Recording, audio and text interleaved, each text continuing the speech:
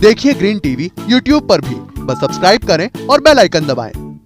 नमस्कार दोस्तों, स्वागत है आपका किसान बुलेटिन में और मैं हूं आपके साथ पारुल यादव। चलिए जल्दी से एक नजर डालते हैं खेती किसानी और ग्रामीण भारत की आज की बड़ी हेडलाइंस पर।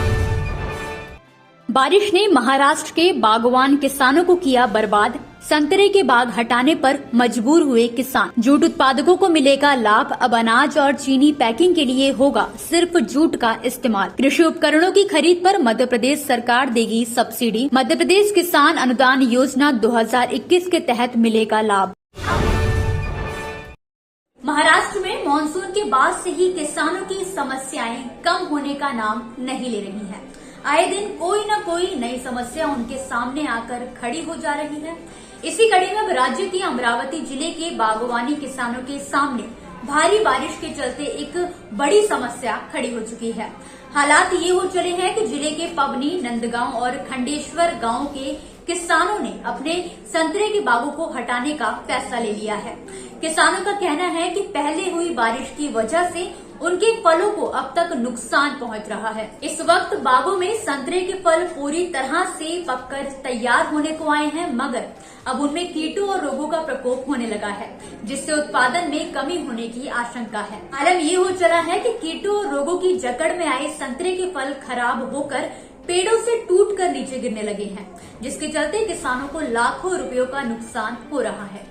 इतना ही नहीं, किसानों ने यहाँ तक कहा है कि उनकी फसलों को हुए नुकसान का एक बड़ा कारण कृषि विश्वविद्यालयों की अनदेखी भी है, क्योंकि किसानों को उनकी तरफ से कोई मार्गदर्शन नहीं मिल रहा है, जिसके चलते अब किसानों ने संतरे के बागों को हटाने का फैसला लिया है। एक खबर की माने तो जिले के किसानों का कहना है कि हर साल कीट व रोगों के चलते फलों के उत्पादन में गिरावट आती है, मगर इस साल भारी बारिश और जलवायु में हुए बदलावों के चलते संतरे में लगने वाले कीट व रोगों ने अपनी जबरदस्त पकड़ बनाई है।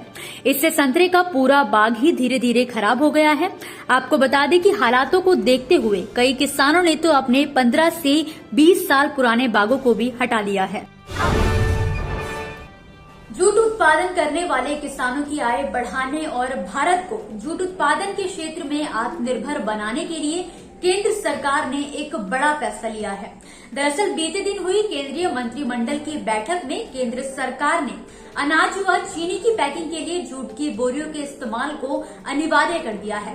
फिलहाल ये फैसला केवल 2021 से 22 के लिए ही लिया गया है। इस दौरान जहां सरकार ने अपने इस कदम को जूट किसानों और श्रमिकों के लिए राहत भरा बताया है, तो वहीं ऐसा माना जा रहा है कि सरकार के इस फैसले से जूट उत्पादन के क्षेत्र में काम करने वाले लोगों की आय में भी इजाफा हो सकेगा। जानकारी के लिए बता दें कि देश में तेजी से बढ़ती प्लास्टिक बैग्स की डिमांड की वजह से जूट का इस्तेमाल कम हो गया था, जिसके कारण जूट उत्पादन करने वाले श्रमिकों व किसानों की आजीविका पर भी काफी बुरा प्रभाव देखने को मिला है। इन्हीं सभी समस्याओं का निस्तारण करने के लिए केंद्र सरकार ने बीते दिन अनाज और चीनी की पैकिंग के लिए जूट के इस्तेमाल को अनिवार्य कर दिया है। जानकारी के लिए आपको बता दें कि सरकार के फैसले के तहत अनाज की पैकिंग के लिए जूट की बोरियों का ही इस्तेमाल किया जाएगा। इसमें किसी और चीज के इस्तेमाल करने की पूरी तरह से पाबंदी रहेगी, जबकि चीनी की पैकिंग के लिए 20% जूट की बोरियां इस्तेमाल की जाएंगी। गौरतलब है कि किसानों और व्यापारियों को आपस में जोड़ने के लिए सरकार ने GEM पोर्टल को लॉन्च किया था और अब इस पोर्टल पर जूट की बोरियों को भी बेचा जाएगा। आमतौर पर छोटे किसान खेती किसानी के लिए ज्यादा महंगे उपकरण खरीद पाने में सक्षम नहीं होते हैं, लेकिन कृषि यंत्रों के सहारे खेती न सिर्फ आसान होती है, बल्कि इससे किसानों की मेहनत और लागत में भी कमी आती है।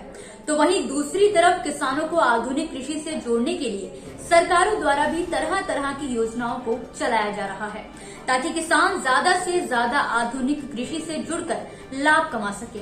इसी कड़ी में मध्य प्रदेश सरकार ने किसानों के लिए मध्य प्रदेश किसान अनुदान योजना को शुरू किया है, जिसके तहत अब राज्य सरकार ने किसानों को कृषि उपकरणों पर सब्सिडी देने का फैसला लिया है। आपको बता दें कि इस खास योजना के तहत राज्य सरकार द्वारा प्रदेश के किसानों को 30% से लेकर 50% तक की अनुदान राशि दी जाएगी। यानी कि किसान इस योजना के तहत 40,000 रूपए से लेकर 60,000 रूपए तक की सब्सिडी ले सकेंगे। इस योजना की खास बात ये है कि महिला किसानों के लिए इसमें खास छूट दी गई है। पुरुष किसानों की अपेक्षा उन्हें ज्यादा सब्सिडी उपलब्ध कराई जाएगी। राज्य के ऐसे किसान जो इस योजना का लाभ उठाकर सब्सिडी पाना चाहते हैं, उन्हें योजना की ऑफिशियल वेबसाइट dbd.mpdage.org पर जाकर ऑनलाइन आवेदन करना होगा। इसके अलावा आप वेबसाइट पर जाकर योजना के बारे में और अधिक जानकारी भी प्राप्त कर सकते हैं। तो दोस्तों, ये थी वो खबरें जिन्हें हमने आप तक विस्तार से पहुंचाया। लेकिन अब बात करेंगे कृषि क्षेत्र से जुड़ी कुछ ऐसी खबरों की जिनके बारे में भी आपके पास जानकारी होना जरूरी है। तो चलिए जल्दी से एक नजर डालते हैं खेती किसानी और ग्रामीण भारत की छोटी बड़ी अपडेट्स पर। किसानों को नई तकनीकों और आधुनिकता से जोड़ने के लिए हाल ही में झारखंड सरकार द्वारा राज्य में करीब 1000 कृषि उपकरण बैंक खोलने की योजना बनाई गई है। सरकार की इस योजना का मकसद किसानों तक कृषि यंत्र की पहुंच को आसान बनाना है। योजना के तहत राज्य के जरूरतमंद किसान इन बैंकों से मामूली किराए पर खेती के लिए उपकरण ले सकेंगे। सरकार द्वारा इस पूरी योजना पर 250 करोड़ रुपए खर्च किए जाएंगे। आपको बता दें कि राज्य के कृषि, पशुपालन और सहकारिता विभाग ने इस योजना का प्रारूप तैयार कर लिया है।